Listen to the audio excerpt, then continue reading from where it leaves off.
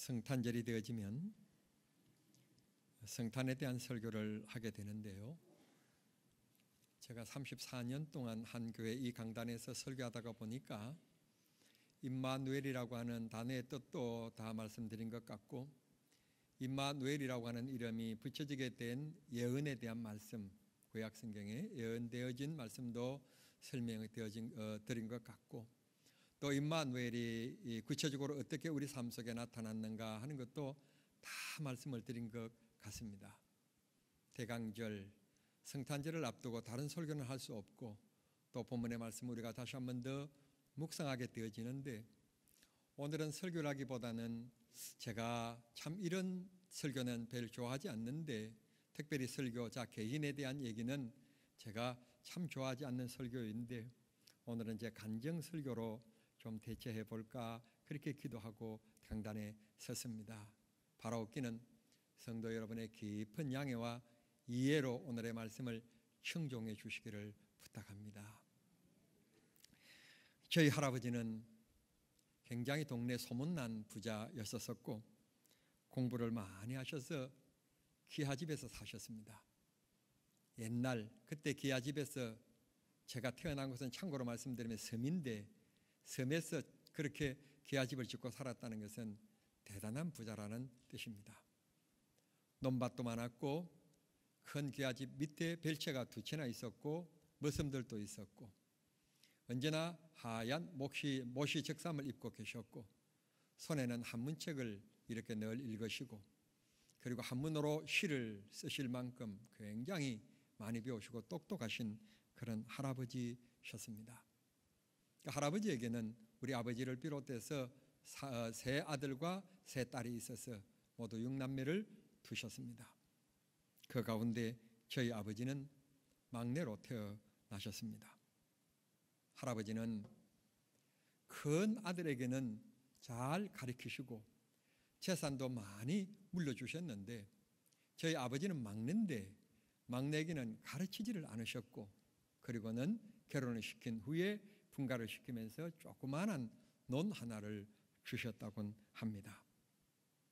그리고는 저희 아버지는 먹고 살기 위해서 밤낮으로 일을 하셨고, 손에서 농기구가 떠나는 일이 없었으며 등에는 시계가 떠나는 날이 없이 열심히 일하셨습니다. 제 기억에는 늘 항소를 키우셨고, 그 항소를 통하여서 일소로 빌려주면서 돈을 받기도 하셨고, 논밭을 갈아주면서 돈을 받기도 하셨고, 그 항소를 파셔서 또 옆에 논 하나를 사고, 또 옆에 논 하나를 사고, 나중에는 꽤 동네에서 소문난 부자가 되기도 했습니다. 제 기억에는 우리 아버지는 한 번도 태어나신 그 섬을 떠나보신 일이 없는 것 같습니다. 당시에는 대교가 없었고 다리가 없었기 때문에, 섬이었기 때문에 우리 아버지는 그 고향 틀을, 그 동네를 떠나보신 적이 없이 그렇게 사셨던 분이셨고, 외식이나 단풍놀이나 뭐 이런 것을 모르는 분이셨습니다. 오직 일에 빠져서 한평생 사시다가 세상을 떠나신 우리 아버지셨습니다. 우리 아버지 역시 3 자녀를 주었습니다. 저는 제일 막내로 태어났고, 위로 누나와 그 위에 제일 큰 형님이 계십니다. 우리 아버지가 어떻게 하든지 간에 저희 큰 형님은 잘 가르치려고 하셨고, 언제나 옷은 좋은 것을 사 입히셨고, 그리고 그 형님이 입고 남은 옷은 항상 제 몫이었습니다. 제 형님은 키도 크고, 그런데 저는 키가 별 크지 않기 때문에 물려받은 옷이 언제나 소매가 길고 그러셨습니다. 그랬습니다. 그런데 저희 누나와 막내인 저에게는 우리 아버지가 별 가르치려고 하지 않으셨습니다. 거기에다가 저는 어렸을 때 말더듬이었으니까 아마 사람 노릇 못할 것으로 생각하고, 어쩌면 아버지의 마음속에 저는 없었던 것 같았습니다. 중학교 2학년 여름에 남원교회에서 수련회를 왔는데, 참 하나님의 은혜로 저에게 성령의 불을 주셔서 성령의 은혜를 입게 된 것입니다. 그리고 그 겨울 밤이 그 겨울 방학이 되었을 때 저는 생각했습니다. 내가 성령의 불 받고 나니까 주의 종이 되고 싶은데 아버지가 저에게 높은 학교를 보내줄 생각을 안 하시는 것입니다. 저는 제 인생을 제가 개척해야만이 배워야만이 주의 종이 될 수 있다는 생각을 가지고 그때부터 밤 일을 시작했습니다. 밤 일이라고 하는 것은 우리 동네 그 고개를 넘어서 그 다른 동네 항구에 가면 그 남쪽에서는 물맥이라고 하는데 이쪽에서는 그걸 곰치라고 하더라고요. 곰치. 꽤 큰 그런 물고기입니다. 길이가 50cm, 60cm, 70cm 되는 큰 그런 곰치들, 그런 물메기를 양철통에다가 항구에서 배가 들어오면 받아가지고는 시계에다 올려서 시계를 쥐고는 산을 넘어서 그 제가 살고 있는 동네가 꽤 넓은 곳이기 때문에 중심지이기 때문에 그곳에 아침에 새벽종을 치면 장이 있습니다. 장이 쓰는데 그곳에다가까지 갖다 주는 게 제 알바였습니다. 제 임무였습니다. 그런 일을 어른 몇이 하시는데 그 어른 몇 사이에 어린 중학생인 제가 끼어서 그 지게를 쥐고 그것을 나르는 일을 했던 것입니다. 그런데 이제 그게 신장로를 따라서 넓게 돌면 시간이 많이 걸리니까 공동묘지 사이길을 걸으면 빨리 지름길로 빨리 오게 되는 겁니다. 보름달이고 이 보름달이 떠 있고 이런 환한 저녁에는 그 길을 지나올 때 어른들과 함께 뭐 그래도 좀 괜찮은데 금음날 밤 그런 저녁에 그 사이를 지나온다든지 이렇게 하면 그 겨울 찬바람이 그 언덕을 그 산고개를 넘어오는데 얼마나 춥고 또 공동묘지이기 때문에 얼마나 그때 중학교 2학년 어린 나이에 얼마나 무서움을 많이 탈 때입니까? 많이 두렵고 그랬던 때였는데 참 감사한 것은 하나님께서 그 여름에 저에게 성령을 주셔서 두려움도 있었고 무서움도 솔직히 있었지만 그래도 이길 수 있게끔 하나님께서 인도해 주셨습니다. 그렇게 해서 어린 나절을 지나게 되었는데 우리 아버지가 어느 날 갑자기 하시는 말씀이 막내야 오늘은 내가 같이 한번 가자 그러시면서 저녁 식사하기 직전에 떠나서 저와 함께 그 물매기를 받는 항구까지 아버지가 함께 동행해 주셨습니다. 동네 사람들과 함께 몇 사람이 나르는 그 조를 이루어서 갔었는데 아버지가 함께 가시는 겁니다. 저는 그때 불만이 생겼습니다. 아니 아버지가 가시려면 혼자 가시면 될 걸 왜 꼭 같이 가셔야 되는가? 좀 불만이 있었지만 참 감사한 것은 제가 전에는 공동묘지를 지나올 때 그게 제 힘에는 좀 붙이놓고 좀 무거운 여러 마리를 제게 부담되어지는 그날의 수확량에 따라서 뭐 10마리, 15마리 이렇게 분배되어서 지고 오는 게 제게는 꽤 힘들었습니다. 힘들었는데 그럼에도 불구하고 공동묘지라고 하는 이런 난관이 있기 때문에 공동묘지의 제일 마지막 뒤에서 쫓아오면 안 되기 때문에 최소한 제 뒤에 한 사람은 있어야 좀 안심이 되니까 하여튼 매일 저녁을 저는 사활을 걸고 그것을 지나야만 했었습니다. 그런데 아버지가 그날은 저와 함께 하셨습니다. 이제는 그 함께 걷는 사람들과 함께 걷지 않아도 되었고 그 무리와 이탈해도 괜찮았습니다. 짐은 아버지가 주셨고 저는 맨몸이었기 때문에 저는 그는 아버지와 함께 그 공동묘지 지름길을 지나오면서도 앞에 가는 무리들과 함께 따라잡겠다고 마음이 조급해지지도 아니했습니다. 마침내 아버지가 생전 처음으로 저에게 묻는 말씀이 있었습니다. 학교 생활이 어떠하냐? 어떻게 지나냐? 이런 크고 작은 문제를 자꾸 아버지가 물으시면서 아버지와 함께 모처럼 앉아서 눈을 맞이하며 정말 삶에 대한 얘기를 나눌 수 있는 처음의 기회였습니다. 저는 그 시간이 너무 좋았습니다. 공동묘지 사이길을 지나는지도 생각지도 못했습니다. 아버지와 함께 그 길을 걸으니까 너무 든든했습니다. 평안했습니다. 혹시 그런 무리들과 함께 그 무리 속에서 내가 낙오되어서 공동묘지 사이길을 뒤에 떨어져서 그러면 어떨까 하나 그런 걱정도 염려도 없었습니다. 고기가 여러 마리 많이 저에게 주어져서 오늘따라 무겁게 져야만 되는 날이 있었지만 그런 두려움도 없었습니다. 아버지가 함께 하시니까 그 길은 기쁨이었고 즐거움이었고 행복이었습니다. 아버지와 처음으로 걷는 밤길이었고 그 긴 밤길 동안에 아버지께서 제 학교 생활에 대해서 처음으로 물어주셨고 제 이런저런 얘기를 물어주신 귀한 시간이었기 때문에 저는 너무 즐겁고 귀한 추억을 가지게 되었습니다. 그리고는 그 아버지는 제 고2 때 세상을 떠나고 말았습니다. 그때부터 저는 다시 또 신학교에 들어가서 학부 4학년 또 대학원 과정 2학년 어느 누구도 저를 도와주는 사람 없고 저를 돌봐줄 사람이 없었으니까 저는 오직 공부를 열심히 하는 길밖에 없었습니다. 군대 가기 전까지 1학년부터 3학년까지 열심히 공부해서 성적 장학금을 받아야만 했었습니다. 4학년이 되었을 때 다시 복학을 했는데 복학했을 때 바로 복학을 하지 못하고 교회가 건축 중에 있었기 때문에 교육전도사로서 교회를 짓는 일에 그냥 시간을 매진하는 가운데 어떤 아가씨를 만나는 것이 탈이 되었습니다. 그 아가씨를 만나는 것에 그냥 빠져가지고 소위 말하는 연애한다고 4학년 때는 공부하면서 장학금을 받지 못했습니다. 그 주인공 여자가 누구라고 저는 밝힐 수는 없습니다. 사람이 콩깍지가 쓰이니까 공부도 안 되고 그래서 4학년을 지나게 되었습니다. 그리고는 또 대학원까지는 공부했습니다.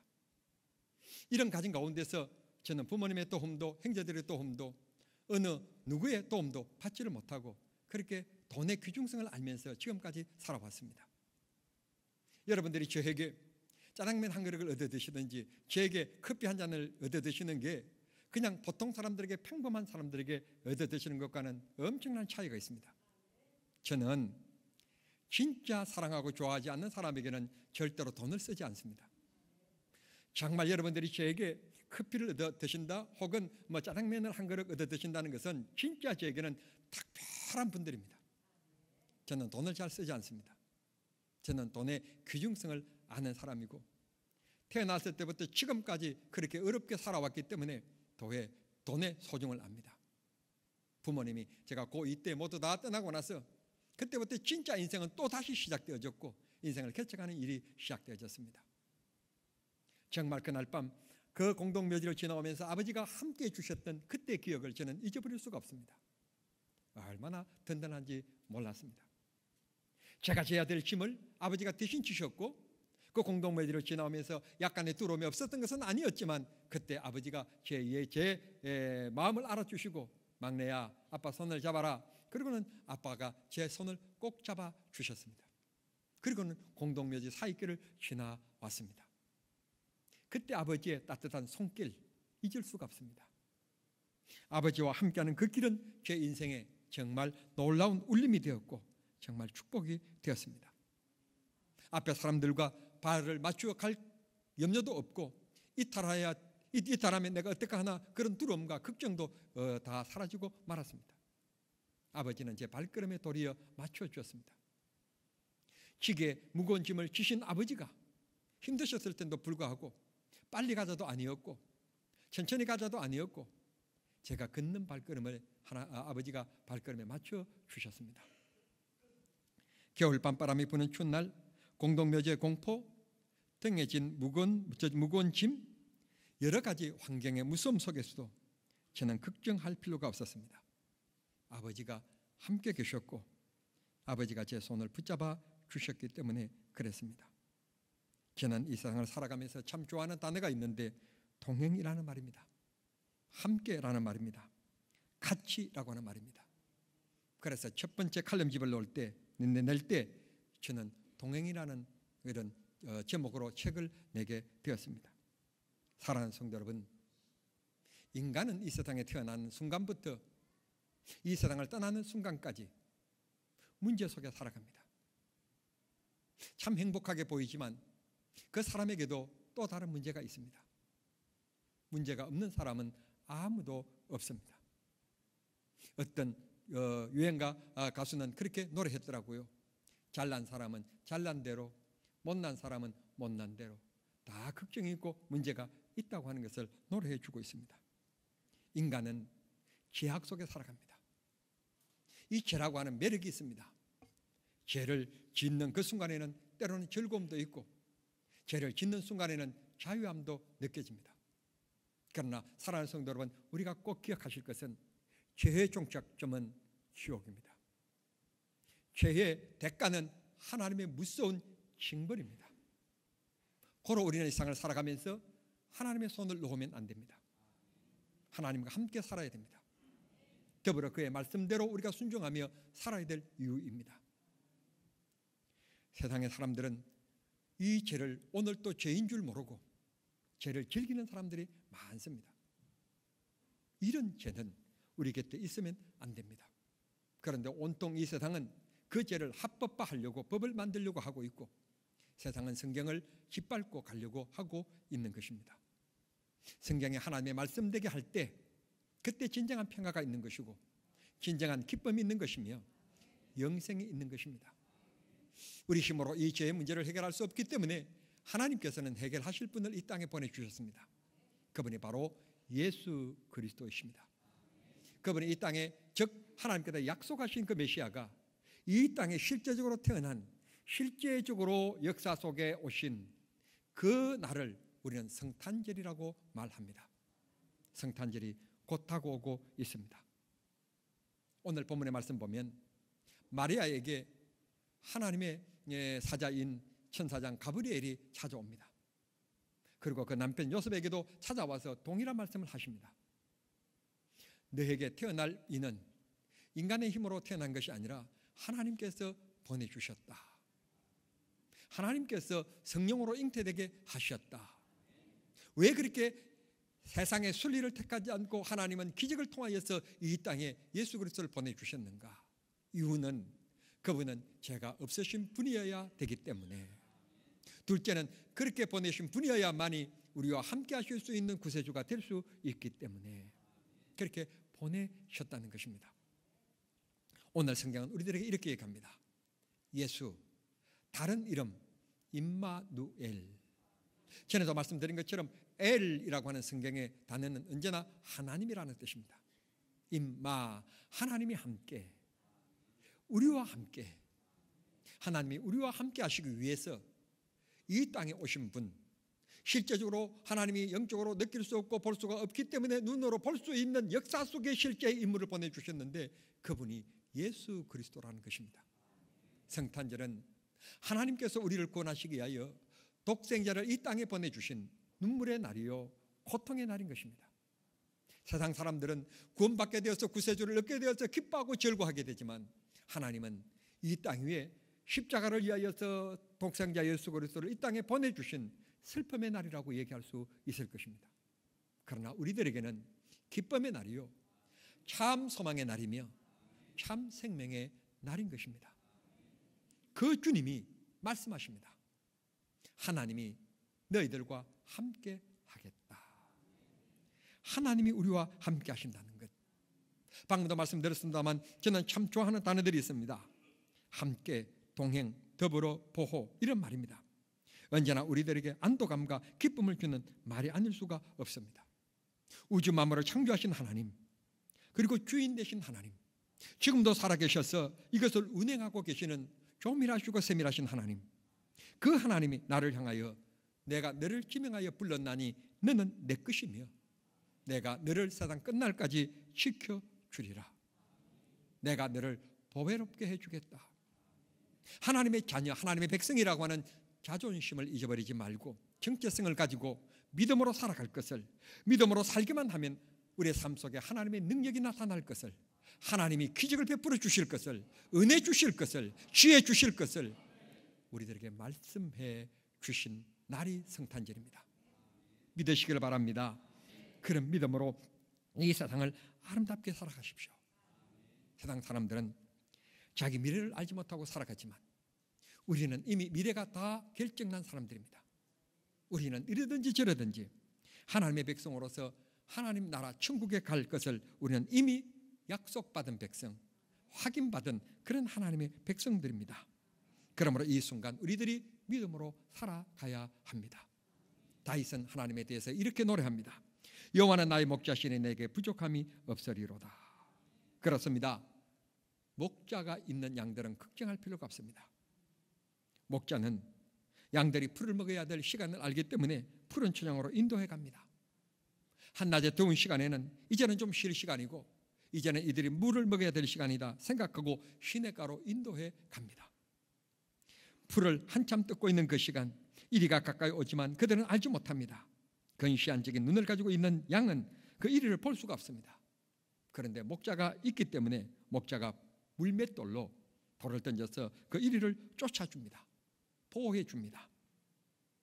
오후가 되면 밤이 될 것을 미리 알고 우리 안으로 또 인도해 갑니다.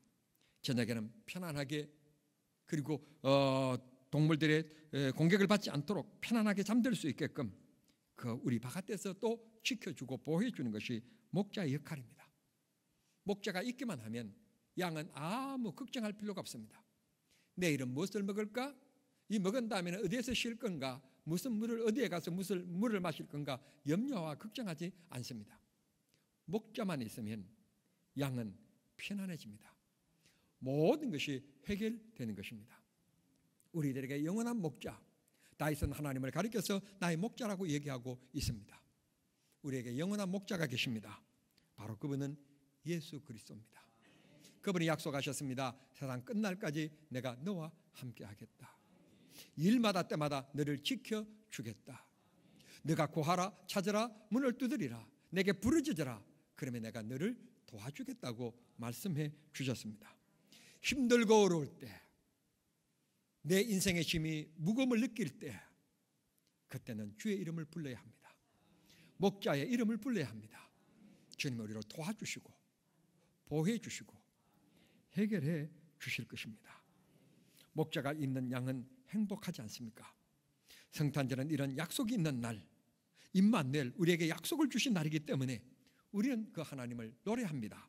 기쁘다 구주 오셨네. 즐겁게 소리 높여 하나님을 찬양하는 것입니다.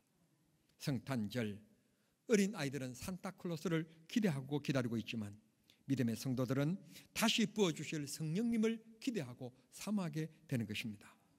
성령님이 은혜 주시지 아니하시면 이 땅 위에 우리가 온전한 믿음의 길을 걸어갈 수가 없기 때문에 그렇습니다. 제가 학생 때 성탄절 전야 저녁에 학생 회원들이 교회에 이렇게 마루바닥에 다 둘러 앉습니다. 그리고 그 둘러 앉은 그 가운데는 각자가 가지고 온 선물을 쌓아 놓습니다. 그리고 그 선물에는 번호를 매깁니다. 번호를 매긴 다음에 헌금 주머니에다가 또 제비 뽑기를 하는 겁니다. 번호를 뽑아서 그 번호가 되는 것을, 그 선물을 가지게 되는 겁니다.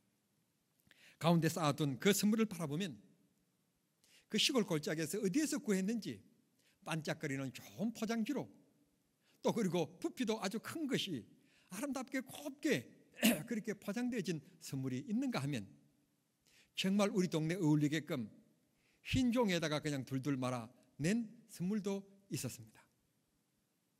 저도 그랬고 그곳에 모인 학생들이 모두 다 그랬을 것입니다. 저렇게 반짝거리는 좋은 선물 포장지로 크기도 큰, 부피도 큰 저 선물이 내 것이 되었으면, 그래서 그 순간 제가 얼마나 욕심이 많은지 하나님 앞에 기도했지 않겠습니까? 하나님, 저 예쁘고 저 큰 저 포장지, 저 선물이 꼭 내 것이 될 수 있게 해주십시오.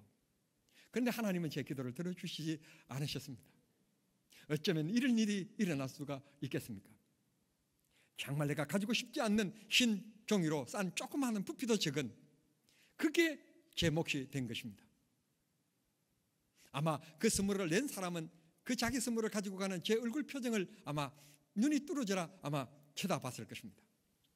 제 얼굴은 분명히 누가 봐도 실망감에 젖어 있었을 것입니다. 그 선물을 낸 사람도 어쩌면 제 얼굴 표정을 보고 무겁게 느껴졌는지도 모르겠습니다. 그런데 말입니다, 제가 사는 그 군, 면이 아니라 군 안에 어떤 서점에도 그 당시에 성경을 파는 서점이 없었습니다. 그런데 그 흰 도화지에다 이렇게 그 포장지에서 나온 그 선물이 제가 정말 은치 안 했는데 그게 제 것이 되었습니다.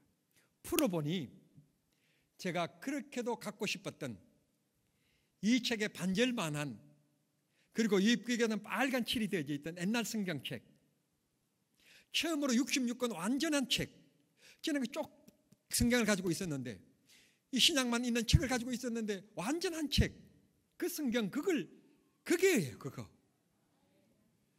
제가 얼마나 기쁘고 좋은지. 교육자가 없는 시골 교회에서 제가 뭘 안다고 여름에 성령 받아서 가슴이 뜨거운 저에게 집사님들이 설교하라고 그래가지고 새벽기도도 설교하고 수요 예배도 설교하고 주일 낮 예배는 우리 영수님이 늘 출애굽기 20장 가지고 같은 설교 같은 본문 1년 12달 성탄절에도 그 말씀 그런 설교를 들고 그리고 그 설교를 우리는 대략 듣습니다. 저쯤 되면 반쯤 지나왔다. 저쯤 되면 이제 끝날 때가 되었다. 저 말씀 다음에는 어떤 말씀이 나온다. 우리는 52주 똑같은 설교를 들으면서 그렇게 지나왔는데 그랬던 곳에 성령의 불 받고 뜨거운 제가 성경을 뭘 안다고 설교하라고 지금 같으면 주석이나 달려있지만 그 당시에는 주석도 없는 그 성경책을 읽고 그저 성경을 읽는 것만으로도 저는 너무 감격스럽고 그 단에 서는 자체마다 너무 행복스러워서 눈물 흘리면서 설교했는데 그게 감동이 되어서 우리 후배들이 은혜를 받고 목사가 되었잖아요. 하나님께서 우리와 함께 하신다는 사실 내가 이러고 저러고 하지만 결국 역사는 누가 하시는가 하면 하나님이 하시는 겁니다. 하나님이 우리와 함께 하시기만 하면 능치 못할 일 없습니다. 다시 말씀드립니다. 성탄절이 되어지면 이 전날 밤에 학생회원들이 모여서 우리 교회는 언제나 선물 교환이 있었습니다. 그 시간이 항상 설렘으로 기다렸고 포장지에 먼저 마음이 갔습니다. 그런데 실속이 더 중요했습니다.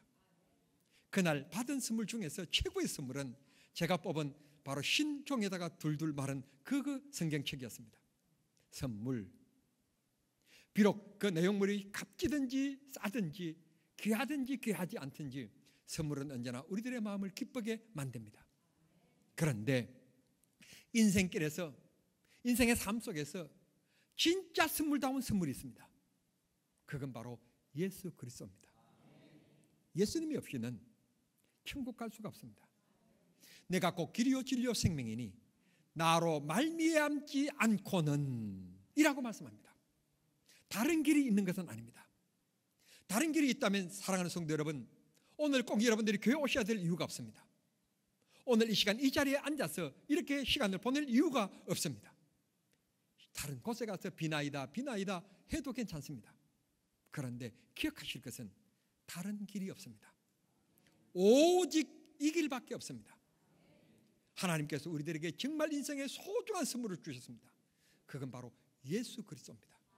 예수를 만나면 이 세상에 비록 다른 사람들보다도 많이 가지지 못했고 비록 다른 사람들보다도 좋은 집에 살지 못하고 좋은 것을 누리지 못해도 하나님이 나와 함께 하신 그것이 천국의 생활이요 기쁨이요 은혜고 즐거움인 것을 깨닫게 됩니다.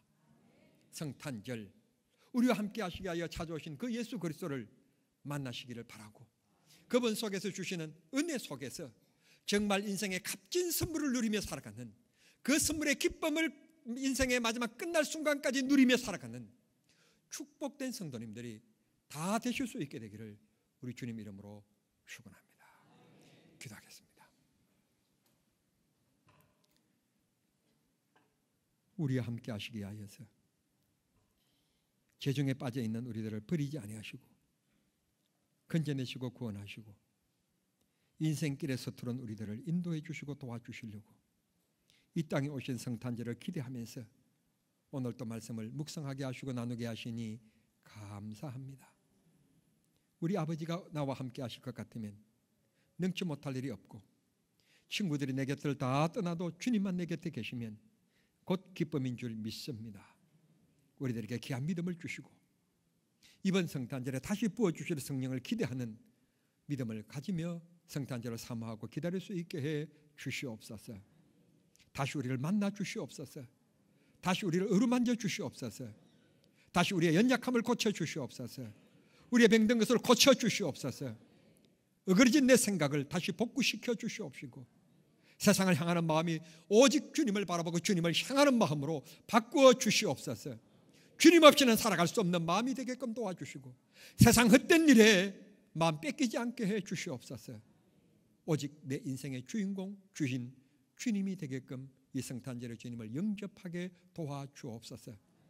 예수님의 이름으로 기도하옵나이다.